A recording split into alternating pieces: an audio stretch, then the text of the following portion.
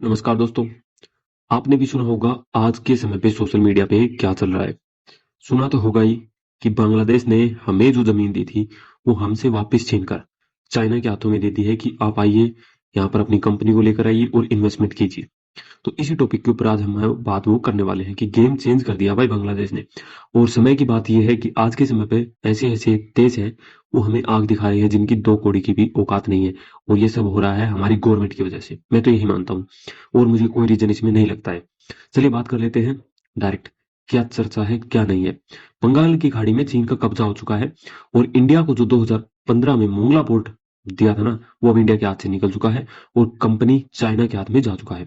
पूरी टॉपिक्स को विस्तार से मैं समझाऊंगा भी कि इसमें क्या हो रहा है और हमारी कहाँ पर कमियां हैं वो बताऊंगा। तो बंगाली खाड़ी में जैसे कि मैंने बताया ड्रैगन की एंट्री है वो हो चुकी है। पोर्ट पर चीन का कब्जा हो चुका है पूरी तरीके से। भारत बांग्लादेश के संबंधों में दरार है, वो तो थी ही, कोई ज्यादा बड़ी बात नहीं है। बस हसीना ने तो थोड़ा बहुत संभाल के रखा था। बड़ा भूल राजनीतिक बदलाव आ चुका है। मोहम्मद यूनिस ने, जो उनके अभी फिलहाल एक टेम्परेरी आप सीएम मान सकते हैं, पीएम मान सकते हैं, कुछ भी मानो उसे, उन्होंने क्या कर दिया है, इंडिया को साइड किया है और चाइना की एंट्री कर दी है।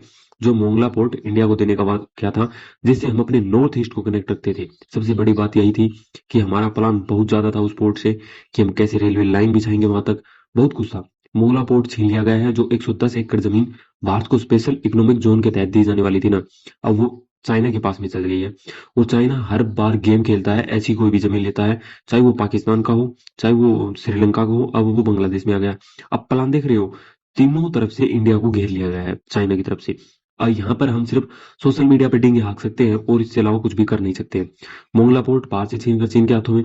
2015 में भारतीय विजन था कि भारत में जो मोंगला पोर्ट है वहां पर कोलकाता से वो 189 किलोमीटर दूर है और हम यहाँ पर एक रेलवे लाइन है वो बिछाएंगे हमारे नॉर्थ ईस्ट से कनेक्ट करने के लिए, ताकि कोलकाता से डायरेक्ट सामान है वो नॉर्थ ईस्ट में लेकर जाया जा सके। पर ऐसा कुछ भी नहीं संभव हुआ और ना ही हमें होता हुआ दिख रहा है। चीन की खतरनाक एंट्री, सत्ता परिवर्तन होते ही चीन के दूतावास ने दावा चला और साथ ही तारिक रहमान ने हालिया चीन के दौरे पर यह बंदरगाह चीन की एक सरकारी कंपनी को सौंप दिया है कि आइए आप यहाँ पर अपना काम कीजिए, इंडिया को दूर फेंकिए। डायरेक्ट बात यह है। तो आज के समय मैंने बताया आपको ऐसे ऐसे देश हमें आग दिखा रहे हैं जिसकी आप सोच भी नहीं सकते। अब यहाँ पर है तारिक रहमान का चीन का दौरा। तो ये दौरा था वो, चलो ठीक है, इससे हमें कोई लेना देना नहीं है। गवर्नमेंट क्या रही है, गवर्नमेंट सिर्फ भाग रही है और कुछ भी नहीं कर रही है, मेरा मानो तो। मैं किसी का समर्थन नहीं करता हूँ, अगर हमारे खिलाफ कोई गलत बोलेगा तो मैं करूंगा। ये क्या बात हो गई भाई, ऐसे कैसे चला गया आपकी, मतलब फॉरेन पॉलिसी क्या हो गई अब। बड़े ऐसे जयशंकर है किसी समय पर ये कहते थे कि हम ये हैं हम वो हैं, अब कुछ भी नहीं है। और वन चाइना पॉलिसी का समर्थन बांग्लादेश ने स्पष्ट कर दिया है कि चीन के बेल्ट एंड जो इनिशिएटिव है, जहाँ पर वो विदेशों में रोड बनाता है या समुद्री मार्ग है, वहां पर उनके जहाज चलते हैं, काफी सारे काम करता है चाइना अपने बेल्ट एंड रोड इनिशिएटिव में। उसमें हम चाइना का समर्थन करते हैं, ये बांग्लादेश की तरफ से न्यूज आ रही है। साथ ही सामाजिक जो चिंता है वो है स्ट्रिंग ऑफ पर्ल्स। चीन हमेशा पहले डबल यूज करता है, जैसे कि मैंने आपको बताया था। चाइना क्या करेगा, पहले एक नॉर्मल पोर्ट बनाएगा जहां पर जहाज आएंगे जाएंगे। उसके बाद चाइना का जो मेन मकसद होता है वो होता है कि यहाँ पर हम सैन्य एयरबेस है वो बना देंगे। ये चाइना का मेन मकसद रहता है हमेशा, चाहे पाकिस्तान ले लो चाहे श्रीलंका ले लो, और अब वो बांग्लादेश में भी आ गया है। खुफिया निगरानी, चीन इस पोर्ट से भारतीयों पर निगरानी करेगा, ये गारंटी की बात है। और सबसे बड़ी बात यह है हमारा चिकन नेट, वहां पर निगरानी रखी जाएगी। हमारे नॉर्थ ईस्ट पे कंप्लीट निगरानी रखी जाएगी। ठीक है, हमारी गवर्नमेंट को सिर्फ इतनी चिंता है कि हमारी उत्तर प्रदेश में सरकार है वो 3 वोट से हारेंगे, 5 वोट से हारेंगे, या हमारी इतनी सीट से हारेंगे, इतनी सीट से जीत जाएंगे, बस। इससे ज्यादा गवर्नमेंट को आज के समय पे कुछ भी लेना देना नहीं है।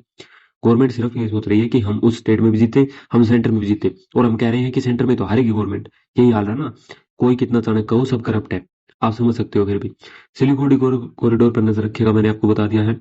अब आगे की इसमें थोड़ी और चर्चा कर ले, क्योंकि यहाँ पर तो आ गया है चाइना। लोग ये कहते हैं कि चाइना हमसे नहीं डरता है, तो मैं बिल्कुल मानता हूँ अमेरिका से डरता है, हमसे नहीं डरता है। क्योंकि चाइना अमेरिका से आज भी डरता है, क्योंकि हम तो यार कुछ भी नहीं है। आप बेसिक सी बात करो, आप अकेले जा रहे हो कहीं पर लड़ाई करने, सोच के देखो, आगे से 40 बंदे आगे लड़ाई करने, आप में कहाँ हिम्मत है। कोई नहीं, हिम्मत नहीं। आपके गन हो, आपके हाथ में गन भी होगी ना तो आप 6 को मारोगे, उससे ज्यादा को आप नहीं मार पाओगे। वही हाल इंडिया का है। चाइना के पास लगभग 250 फिफ्थ जनरेशन फाइटर जेट है, हमारे पास एक भी नहीं है। आप 36 रफाल उड़ाओगे ना तो एक रफाल को घेरने के लिए कितने फाइटर जेट आएंगे, 5 आएंगे फिफ्थ जनरेशन के। चलो आप रफाल से 3 गिरा दोगे तो 2 तो आपके रफाल को भी गिराएंगे ना। तो ये चीजें सोचने की होती हैं। क्वालिटी और क्वांटिटी दोनों मैटर करती है। बैकडोर से एंट्री हो चुकी है, बातचीत भारत ने दोनों ओर से घेर लिया है। पश्चिमी सीमा पर पाकिस्तान, इधर बांग्लादेश और नीचे श्रीलंका। तो इस प्रकार से चाइना ने बढ़िया गेम खेला है और हमें इस बात की टेंशन है। इंडिया क्या बोल रहा है कि हम यहाँ पर उत्तर प्रदेश में जीतेंगे, पंजाब में जीतेंगे, बीजेपी को समर्थन मिलेगा या नहीं मिलेगा। यहाँ पर इस चीजों पर टेबल टॉक चल रही है, जिससे फालतू कुछ भी नहीं है। तो मिलेंगे आपसे एक नई वीडियो में।